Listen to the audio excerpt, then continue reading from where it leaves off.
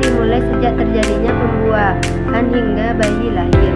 Pada tahap ini terjadi pembentukan dan perkembangan organ-organ tubuh yang sangat penting bagi kehidupan manusia dan setelah lahir.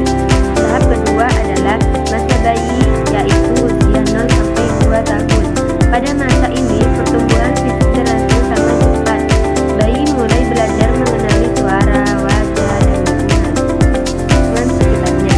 Selain itu, bayi juga mulai belajar duduk, merangkak, berjalan, dan mengucapkan kata-kata sederhana.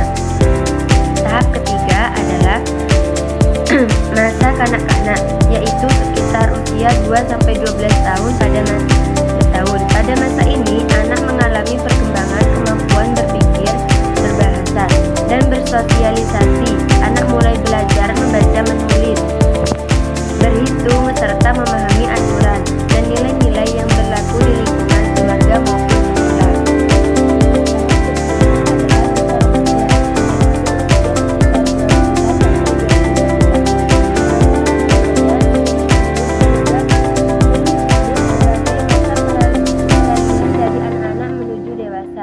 Pada masa ini terjadi perubahan fisik yang dikenal sebagai pubertas.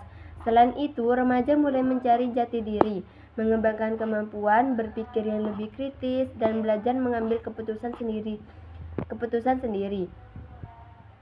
Perkembangan emosi pada masa ini juga cukup kuat sehingga remaja memerlukan bimbingan dari keluarga dan lingkungan yang baik. Selanjutnya adalah masa dewasa. Pada tahap ini, seseorang telah mencapai kematangan fisik dan mental. Orang dewasa umumnya mulai bekerja, membangun keluarga, dan memiliki tanggung jawab yang lebih besar terhadap diri sendiri maupun masyarakat.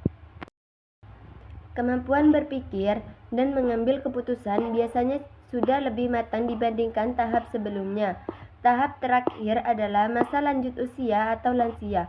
Pada masa ini, kemampuan fisik mulai mengalami penurunan, namun lansia memiliki banyak pengalaman hidup yang dapat menjadi sumber pengetahuan dan kebijaksanaan bagi generasi yang lebih muda.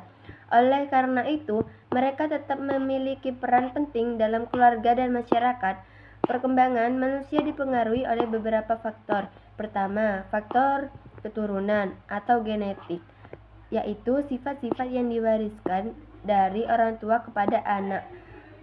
Kedua, faktor lingkungan seperti keluarga, teman, sekolah, dan masyarakat.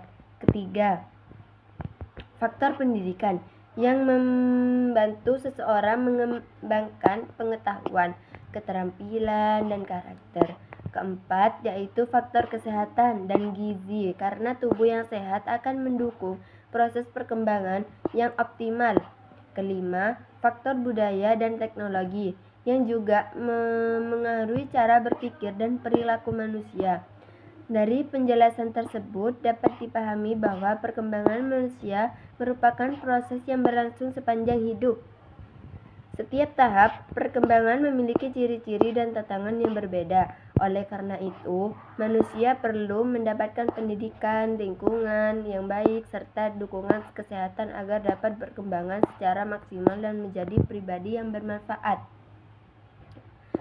bagi diri sendiri, keluarga, dan masyarakat. Baik, sekian penjelasan dari kami. Wassalamualaikum warahmatullahi wabarakatuh.